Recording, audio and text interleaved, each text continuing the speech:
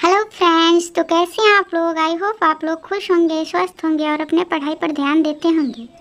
क्या आप जानते हैं कि अचानक से इतनी गर्मी बढ़ने का कारण क्या है? आइए आज हम लोग यह जानने का प्रयास करते हैं कि अचानक से इतनी गर्मी क्यों बढ़ गई है। मौसम विभाग की माने तो वर्ष 2023 में काफ़ी गर्मी पड़ेगी। इस रिकॉर्ड तोड़ गर्मी का न सिर्फ लोगों के स्वास्थ्य पर असर पड़ेगा बल्कि देश के कई हिस्सों में तो सूखे की स्थिति उत्पन्न हो सकती है। हाल ही में institute of climate change studies के डायरेक्टर DS पै ने आने वाली गर्मी को लेकर दिए चेतावनी में कहा कि अल नीनो के कारण इस साल मानसून की बारिश काफ़ी कम रहने की संभावना है। ऐसे में यह सवाल उठता है कि आखिरकार यह अल नीनो है क्या?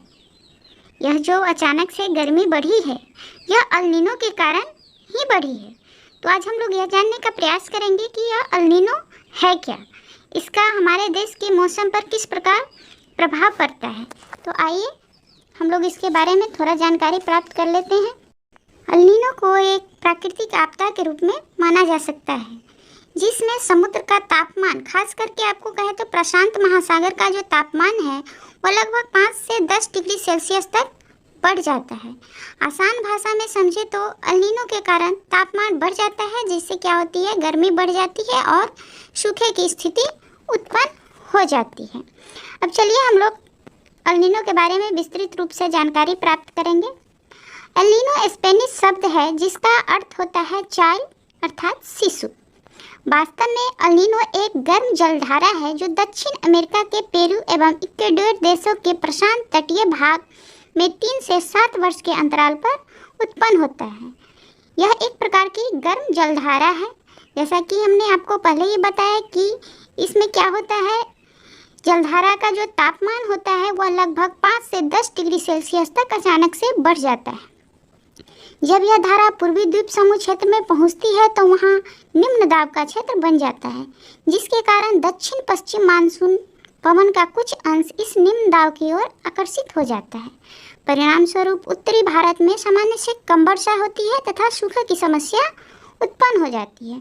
1987 का जो सूखा था वह अल नीनो के कारण ही पड़ा था, ऐसा हमारे जो वैज्ञानिक हैं उनका मानना है।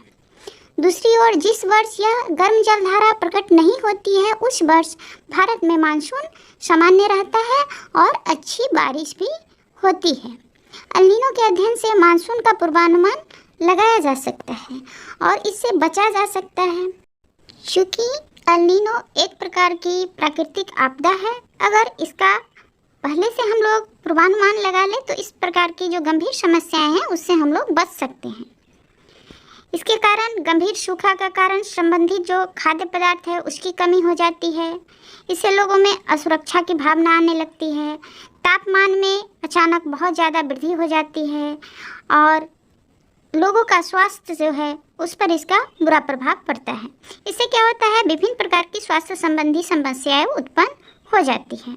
तो इससे बचाव के लिए कुछ महत्वपूर्ण उपाय किए जा सकते हैं, जैसे समुद्र की सतह का जो तापमान है उस पर नियंत्रण कर पाने की कोशिश करना चाहिए। चूँकि यह एक प्राकृतिक आपदा है तो इस पर नियंत्रण कर पाना संभव नहीं है, परंतु इसके लिए हम कुछ उपाय, बचाव का जो उपाय है वह जरूर कर सकते हैं।